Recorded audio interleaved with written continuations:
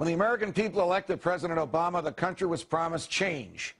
Yet there is very little difference between President Obama and President Bush. Take a listen. Then Senator Obama and practically every single Democrat relentlessly criticized President Bush and his administration for engaging in an illegal war in Iraq. Now fast forward to today and ask yourself, how has the U.S. foreign policy changed? The truth is, it hasn't. We are still entrenched in Iraq. We are fighting two other non-declared wars in Afghanistan and in Pakistan.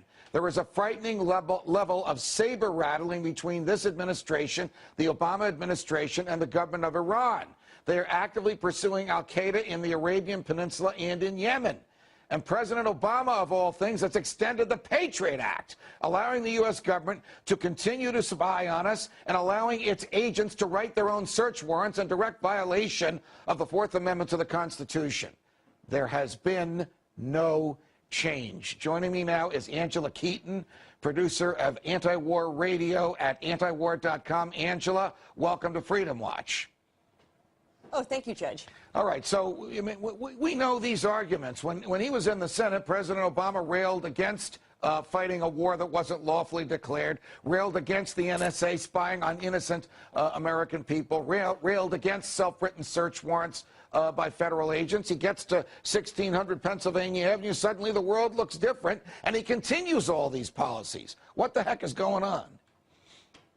Well, to be fair, and be it far from me to ever defend Barack Obama on anything, he was very, very clear that he was going to expand the war into Pakistan. He did not hide that from the people. He said he wanted to increase the war.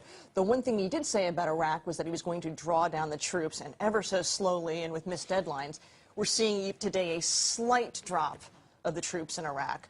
If anything, I would actually dare say that Barack Obama's foreign policy is slightly worse than George Bush's, which I didn't think was possible. Well, Barack Obama has unleashed the power of 57 drones to kill human beings in Pakistan. Now, A, we haven't declared war on Pakistan. B, how do they know they're killing the right person? C, this is a violation of the law of war. D, it's a violation of Pakistan's territorial sovereignty. This is something the government doesn't even talk about. 57 drones in 12 months, that's more than George Bush dispatched in 8 years. That's correct, Judge. And let's take it a little further. The people of Pakistan were actually quite friendly to the U.S. before the drones started flying over. I mean, the people must be confused and confounded, and all we're doing is increasing radicalism against people who initially had no grievance with us. And a drone, I mean, if you know what a drone predator is, you'd mentioned that Obama had actually deployed more than Bush.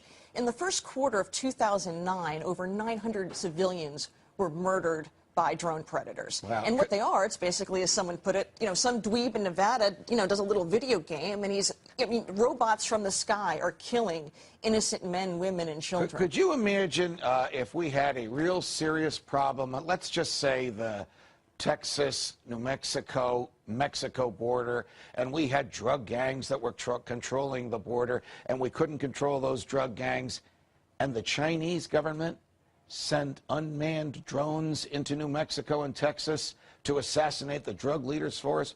Would we put up with that for 5 minutes, and yet we expect the Pakistani people, 1,000 of whose innocents have been killed by these drones, to tolerate it in the name of fighting terrorism? Of course not. I mean, first, I just want to back this all up to the whole question of, the moral question. The U.S. has always prided itself on its overt religiosity, its spirituality. Right. And yet what we're doing is occupying the Middle East, and we're killing civilians every day. These are people with, the countries that we're actually at war with are not the countries from which, the 9/11 terrorists were from. That's a separate issue and a separate problem that we've also created for ourselves. So the pragmatic question would be, how does any of this make us any more safer? And it has not. Oh, I don't think it makes us safer at all. I think it wins us a lot more enemies, Angela, don't you? Like the families and friends and colleagues and government officials of those innocents who've been killed.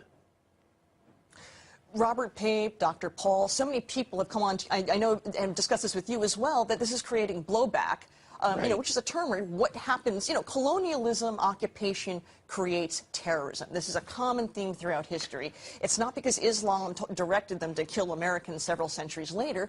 What it's doing, it's creating resentment from people who don't wish to be occupied by a foreign government and don't wish to be slaughtered day in and day out. You remember that moment during the Republican debate when former New York City Mayor Rudy Giuliani attacked Ron Paul when Ron Paul said, they don't hate us because of our prosperity and our success. They hate us because we're occupying their lands. And Giuliani interrupted and demanded an apology. And Congressman Paul, of course, said, I'm not going to apologize for this. And by the way, Mr. Mayor, you obviously didn't read the report that you were a part of the team that wrote. It is the 9/11 Study Commission report headed by Governor Kaine and Congressman Hamilton that told the government the reason all this happened is because we're occupying lands where we're not wanted and where we don't do any good. Rudolph Giuliani came across as such a crass, vulgar, thuggish human being that day. And I used to watch that clip over and over again. What Dr. Paul said was so courageous, so brave, and so morally true. We are chatting after all. Go ahead, Angela. I just wanted to reintroduce you. We're chatting with Angela Keaton, who's the producer of Anti-War Radio at antiwar.com.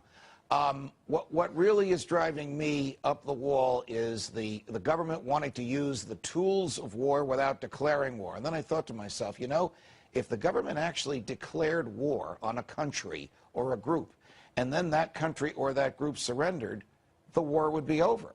But by the use of an authorization to use military force, which is what President Bush got from the Congress and handed to President Obama, this is as open-ended as can be. He can, if he follows the letter of this authorization, attack any group in any country anywhere on the planet if he can make an argument that he's doing so in order to fight terrorism. To an extent, the Congress gave American presidents more power than it would have if it had declared war in the traditional sense.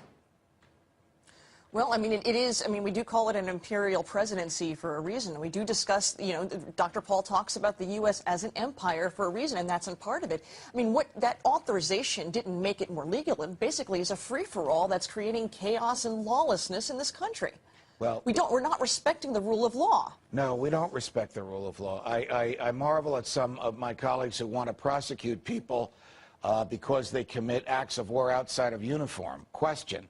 How many Americans are committing acts of war outside of uniform in countries against which we haven't even declared war? I couldn't even think of what that number is, but it's well into the 5 or 6 figures. Well, and part of the issue is and you talk about this often on your show, the Constitution and the Bill of Rights as an inspirational and serious document about how we see how the U.S. should be governed and how we see our role in the world. And we have a criminal system to deal with these things. Not everything needs to be in a military tribunal. In fact, that goes against the spirit and, in many cases, the letter of what our current law is. Yeah, the last time the Supreme Court authorized the military tribunal, it only did so because we had declared war against the nation that sent those people here, and it was Nazi saboteurs. And the president, as an ex-professor of constitutional law, ought to know that. Angela Keaton, it's been a pleasure. Thanks for joining us on Freedom Watch. Thank you, Judge. You can catch today's show on foxnews.com/freedomwatch and on Sirius 145 XM 168 or online at foxnewstalk.com at 6 p.m. Eastern on Saturdays. From New York, defending freedom. Until the next time, stay free, America.